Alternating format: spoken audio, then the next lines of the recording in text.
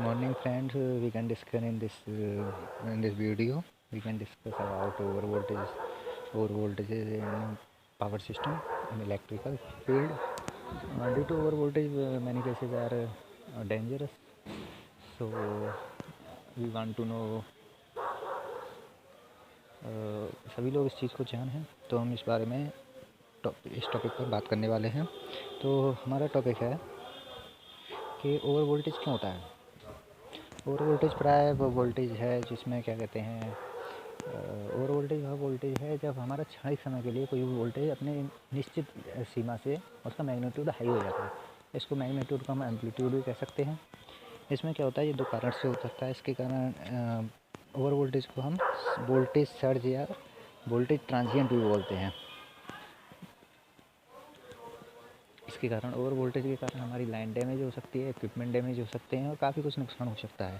तो there are two types of cases of over voltage power system. First one is external cases and second one is internal cases. External cases कौन से होते हैं वो हम इसमें डिस्कस करेंगे। Transient over voltage can be generated at high frequency. Transient voltage जो होते हैं हाई फ्रिक्वेंसी पर जनरेटेड होते हैं, जैसे लोड स्विचिंग हो गया, लाइटनिंग हो गया। लोड स्विचिंग मतलब किसी भी हमारा जो लोड है उसको ऑन ऑफ करने पर कुछ ट्रांजिएंट वोल्टेज उत्पन्न होते हैं। और लाइटनिंग मतलब बादलों में जो कभी कभार आवेश एकत्रित हो जाता है जिसके कारण लाइटनिंग की घटना होती है, मतलब कहते हैं आकाशीय बिजली गिर जाती है। तो वह चीज़ मीडियम फ्रिक्वेंसी के लिए जब जनरेट होती है, जैसे कैपेसिटर एनराइज हो जाता है। और लो फ्रिक्वेंसी, ये सब ओवर वोल्टेज के external cases of over voltage हैं। This case of over voltage in power system is lightly struck in cloud। तो लाइटनिंग के कारण, मुख्यतः ये लाइटनिंग के कारण होता है ओवर वोल्टेज, जो आकाशीय बिजली के कारण होता है। Now how lightning stroke are produced, so when electric charge get accumulated in cloud due to thunderstorm caused due to some bad atmosphere। कभी कभी क्या होता है कि जो ओवर वोल्टेज होता है वो हमारा एटमॉस्फेयर में काफ़ी डिस्टरबेंस के कारण भी हो जाता है। जैसे हमारे एटमॉस्फेयर में कुछ कण इस प्रकार के आ जाते हैं जिससे कि चार्ज की मात्रा बढ़ जाती है। Now how lightning stroke are produced, so when electric charge get accumulated in cloud due to thunderstorm caused due to some bad atmosphere process. मैंने बताया जैसा कि आपको एटमॉस्फेयर ख़राब होने के कारण भी कभी कभार हो जाता है। This type of over voltage originated from atmospheric disturbance mainly due to lighting. This take the form of a surge and has no direct relationship with the operating voltage of the line। तो समझ गए होंगे, इसको बताने की आवश्यकता नहीं है। It may be due to any of the following cases. इसके कुछ मुख्य कारण निम्नतः होते हैं, जैसे कि direct lightning stroke. Direct lightning मतलब आसमान से लाइटनिंग स्ट्रोक हो जाता है, कभी कभार बिजली कट जाती है उसके कारण। Second, electromagnetically induced over voltage due to lightning discharge taking place near the line called side stock. इसका मतलब ये है कि जब ये दो लाइन आपस में पैरेलल में चल रही होती हैं तो क्या होता है, कभी कभार में इलेक्ट्रोमैग्नेटिक इफेक्ट के कारण दूसरी लाइन में, बगल वाली लाइन में भी वोल्टेज की मात्रा बढ़ जाती है, तो इसको बोलते हैं हम साइड स्टॉक भी कहते हैं। और तीसरा आता है हमारा voltage induced due to atmospheric charge at long the length of the line. इसका कारण, इसका मतलब यह है कि हमारा जो एटमॉस्फेयर है, वातावरण है, उसके आसपास कुछ जो कंडक्टर है हमारा, उसके आसपास कुछ हैवी चार्ज आ जाता है, तो उसके कारण भी हमारा ओवर वोल्टेज हो जाता है। चौथा है हमारा इलेक्ट्रोस्टैटिकल ये induced voltage due to presence of charge cloud nearby. इसका मतलब ये है कि बादलों के कारण इलेक्ट्रोस्टैटिक इफेक्ट के कारण भी ओवर वोल्टेज हमारा लाइन में आ जाता है। Electrostatically induced over voltage due to the frictional effect of some particles like dust or dry snow in atmosphere or due to change in the altitude of the line। इसका मतलब ये है कि कभी कभार क्या होता है, हमारा एटमॉस्फेयर है उसमें काफ़ी तरह के तत्व इधर से उधर घूमते रहते हैं, छोटे छोटे कण बहुत जो नगराज को है, उसके फ्रैक्शन के कारण कभी कभार क्या होता है, चार्ज आ जाता है। तो उसके कारण हमारी लाइन पर भी इफ़ेक्ट पड़ता है, और जो हमारे वोल्टेज का मैग्नीट्यूड होता है वो हाई हो जाता है कभी कभार। ये एक क्षणिक ही होता है। लेकिन the potential between the cloud and earth break down and lightning flash take place between the cloud and ground when this voltage become 5 to 20 million volt, or when the potential gradient becomes 500 voltage to वो 5000 volt to 10,000 volt पर centimetre. अब देखें तो ये कब होता है, मतलब ओवर वोल्टेज हमने कह दिया तो कैसे कह सकते हैं हम ओवर वोल्टेज। तो इसका मतलब ये है कि हमारा जो वोल्टेज होता है वो हमारा 5 से 20 मिलियन यानी 50 लाख से 2 करोड़ वोल्ट के बीच होता है। 5 मिलियन से 20 मिलियन के बीच होता है, बीच वोल्टेज हो जाता है। या फिर कहें तो हमारा 1 सेंटीमीटर में जो हमारी वोल्टेज की मात्रा है वो 5000 से लेकर 10,000 वोल्ट के बीच होती है, तो हम इसको कहते हैं over voltage. There are 2 types of lightning stroke. Lightning stroke 2 कारण से होती हैं, एक तो होती है direct lightning stroke, second one is indirect lightning stroke. चित्र में सभी को दिख रहा है, जैसे कि मैंने बताया था क्षणिक होता है एकदम, तो दिख रहा होगा आपको कि ये सिनोसाइडल वेव दिख रही है आपको। तो इसमें क्या है कि जो इसको मैग्नीट्यूड है, फर्स्ट साइकिल कंप्लीट होती है, सेकंड साइकिल में जब ये ऊपर जाता है तो अचानक से इसका मैग्नीट्यूड हाई हो जाता है और एकदम बिल्कुल क्षणिक होता है। इसलिए ये आपको बहुत ही कम एरिया घेरता हुआ दिखाई दे रहा है और फिर वो अपनी वापस उसी रेंज में आ जाता है। साइड से लिखा भी हुआ है transient over voltage on AC power lines resulting from indirect lightning strike. तो एक्सटर्नल केसेस मैंने बताया आपको। अब हम आगे चलेंगे। ये आपको बता चुका हूँ कि स्विचिंग के कारण होता है, switching over voltage to transient over operating voltage of high frequency. Switching के कारण क्या होता है, कैसे कह सकते हैं हम। अच्छा, तो पहले ये देख लेते हैं। These over voltage are caused by change in the operating conditions of the power system. These can be divided into two group as below. अब देखिए ओवर वोल्टेज के 2 कारण हो सकते हैं। इनके कारणों को 2 तरीके से डिवाइड किया गया है। First one is switching over voltage और transient over voltage of high frequency. इसका मतलब ये है कि जब हम हमारा लोड स्विचिंग होती है, हमारे लाइन पर कोई लोड है उसको हटाते हैं या लगाते हैं, ऑन ऑफ करते हैं कुल मिला के, तो उसके कारण क्या होता है, हमारा जो फ्रिक्वेंसी होती है अचानक हाई हो जाती है। ट्रांजिएंट ओवर वोल्टेज इंड्यूस होता है और बढ़ जाता है। तो हम इसमें बता देते हैं।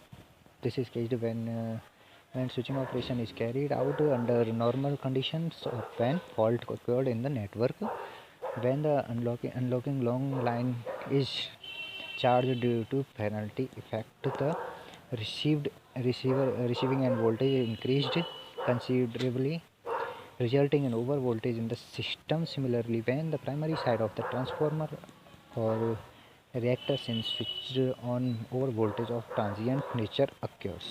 इसका मतलब ये है स्विचिंग के कारण क्या क्या होता है। ये तो जो स्विचिंग के कारण होते हैं, जो हमारा पहला पॉइंट हो गया,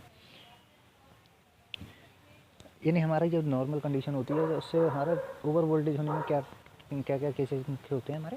ये तो स्विचिंग होती है, लोड स्विचिंग होती है, लाइटनिंग स्ट्रोक होता है, इसके कभी कभी फॉल्ट के कारण हो जाएगा, कहीं हमारा तार शॉर्ट हो गया और फॉल्ट हो गया और उसके कारण हमारा ट्रांजिएंट वोल्टेज हाई हो गया।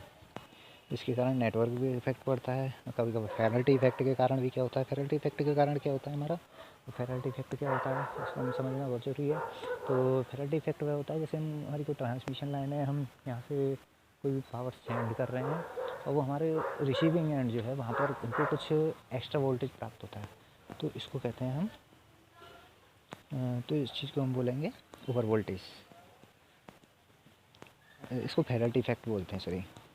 Similarly, when the primary side of the transformer or reactors is switched on, over voltage of transient nature occurs। इसका मतलब ये है कि जब ऐसा ही सेम ट्रांसफार्मर में होता है, जब हम प्राइमरी साइड को ऑन ऑफ करते हैं तो सेम कंडीशन इस पर दिखाई देती है। इसमें भी एक तरीके से कहा जाए तो फेराल्टी इफेक्ट होता है। प्राइमरी और temporary over voltage, temporary over voltage क्या होता है, कुछ बहुत ही क्षणिक समय के लिए होता है। These are caused when some major load get disconnect from the load line under normal condition, steady state condition. Temporary over voltage कब होता है, जब हम किसी लोड को ऑन या ऑफ करते हैं, कुछ ही समय के लिए होता है, और ये नॉर्मल कंडीशन को या स्टेडी स्टेट कंडीशन में भी हो सकता है। Effect of over voltage on power power system. Over voltage tend to stress the insulation of the electrical equipment and is likely to cause damage to them when it frequently occurs. Over voltage caused by surge can result in spark, over voltage and flash over become phase to ground at the weakest point in the network. Breakdown of the gaseous solid liquid gas failure. कुल मिला के ये है और voltage के कारण होता क्या क्या है।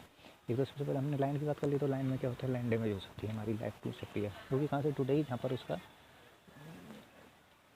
पे उसका कोई भी वीकेस्ट पॉइंट होगा वहाँ पर वोल्टेज हमारा हाई हो जाएगा, तो हमारी वीकेस्ट लाइन वहाँ पर डैमेज हो सकती है। दूसरा, हमारा कोई भी इक्विपमेंट है उसका इंसुलेशन फेल हो सकता है। इंसुलेशन फेल होने के कारण कंडक्टर कोई भी हमारा इक्विपमेंट है वो डेंजरस हो सकता है, यानी हम उसको छुएंगे तो करंट आएगा और यदि दो फेज मिल गए तो आपस में शॉर्ट भी हो सकते हैं या मतलब बेकार भी हो सकता है इक्विपमेंट।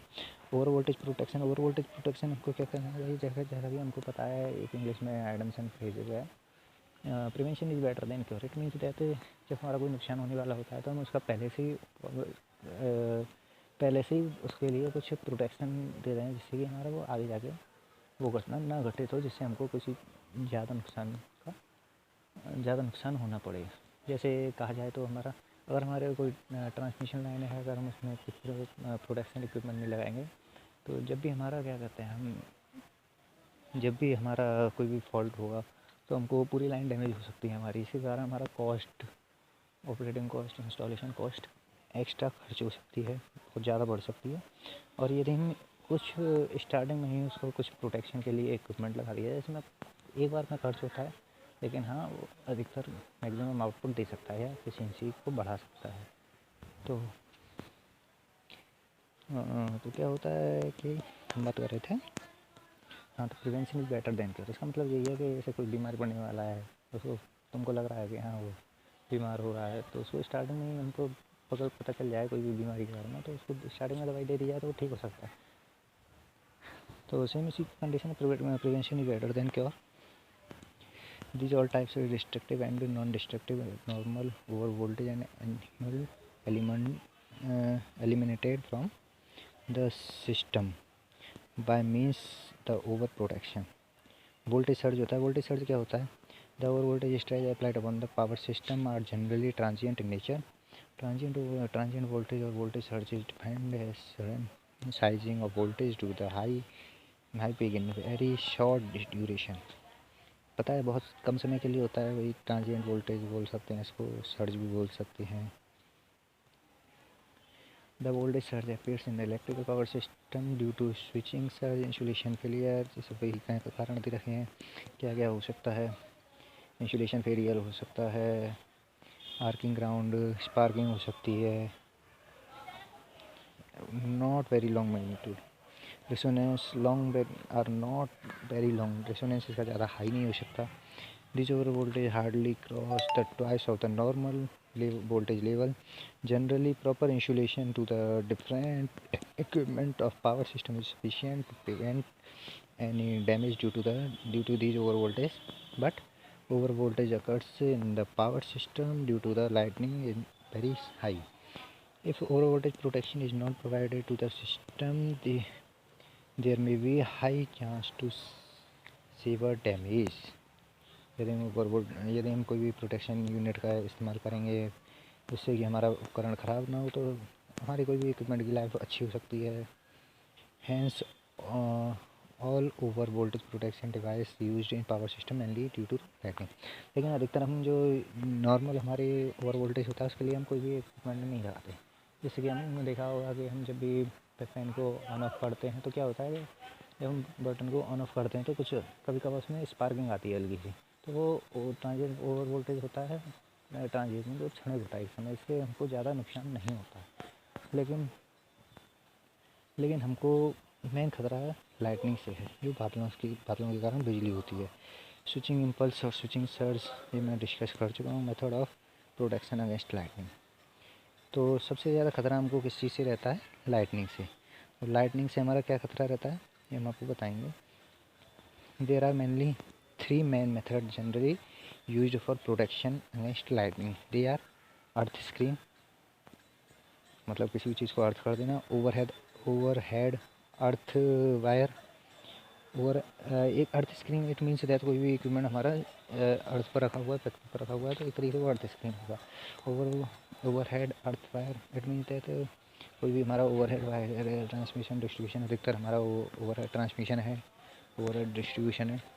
तो उसके लिए किया जाता है कि ओवर अर्थ वायर एक जो भी कंडक्टर है, देखा होगा टावर वगैरह पर ऊपर की तरफ एक अलग से एक सबसे ऊपर की चोटी पर एक अलग से वायर चलता है, वो हमारा अर्थ वायर होता है।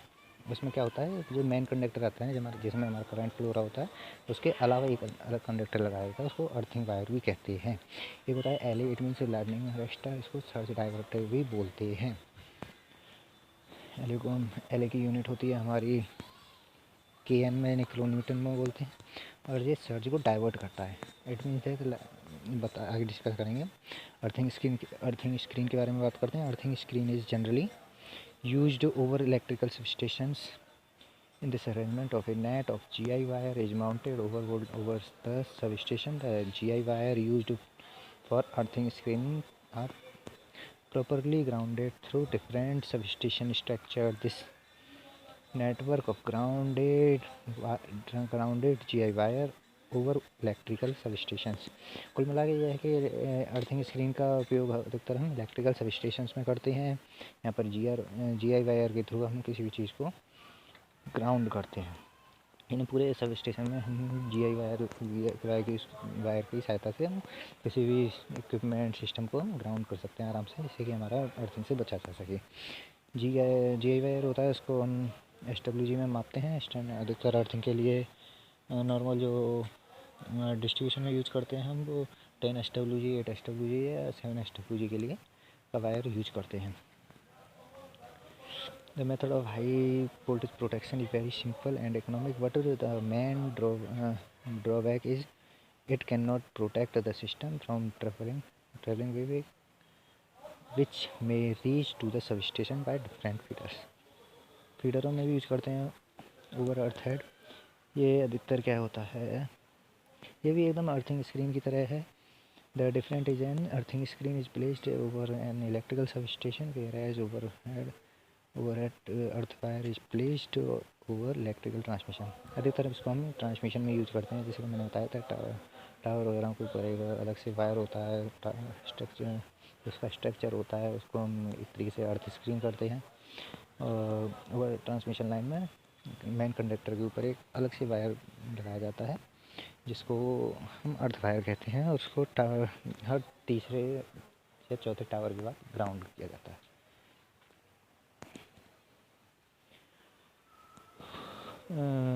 क्रॉस सेक्शन को भी हम ग्राउंडेड करते हैं, मतलब स्ट्रक्चर जो भी GI का है, GI मटेरियल हमारा यूज होता है, कैल्वनाइज स्टील, तो उसकी सिलिकॉन में ये सब करते हैं। लाइटिंग अरेस्टर क्या होता है, LA होता है, इसकी यूनिट KN में होती है। इट मीन्स इसकी जो रेटिंग होती है वो KN में होती है, किलो न्यूटन।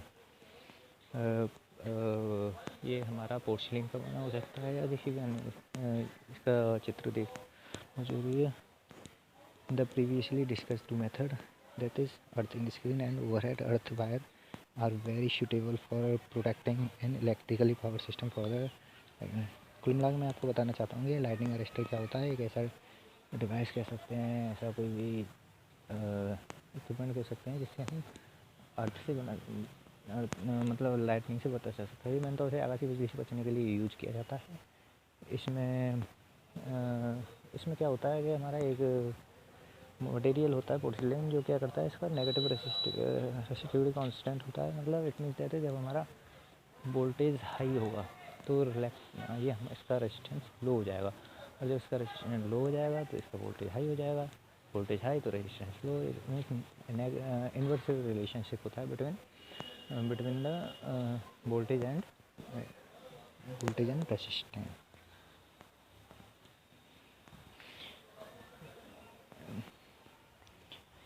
इसको हम शॉर्ट में LE भी बोल सकते हैं।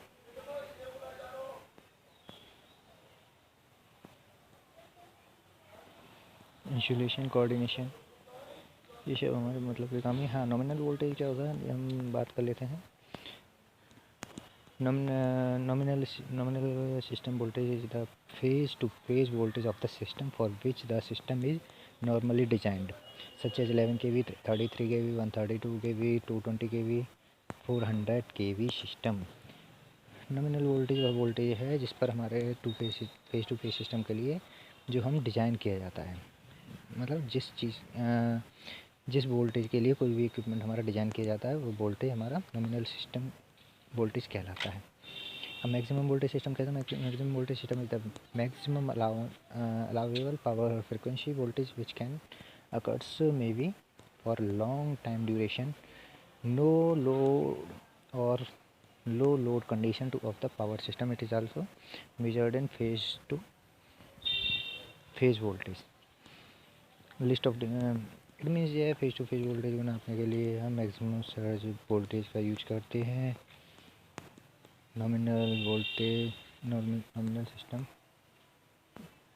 Nominal list of different nominal stress voltage and their corresponding maximum system voltage is given below.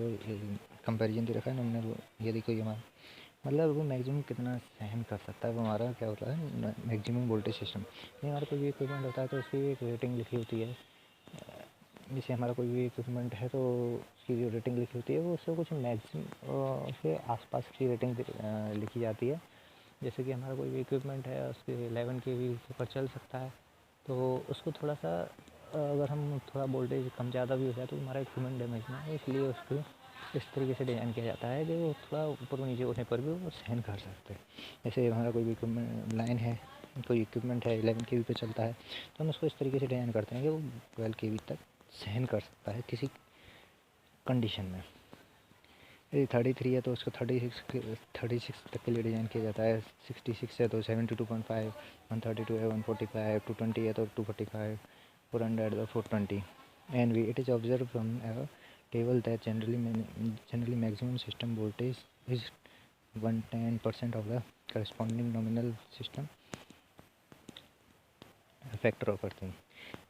Factor of earthing क्या होता है? This is the ratio of the highest RMS phase to earth power frequency voltage on a sound phase during an earth fault to the RMS phase to phase power frequency voltage which would be obtained at the selected location without the fault.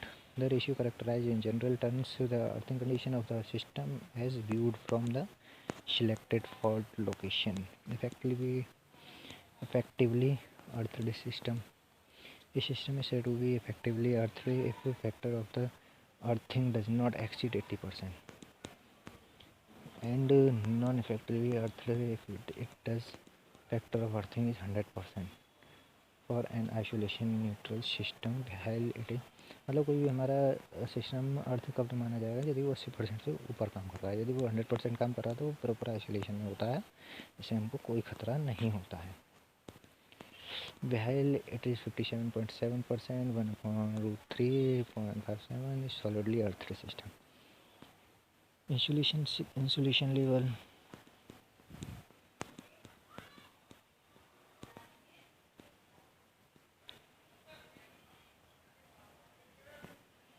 ठीक है भाई बहनों, इतना ही है आज के लिए. नमस्कार.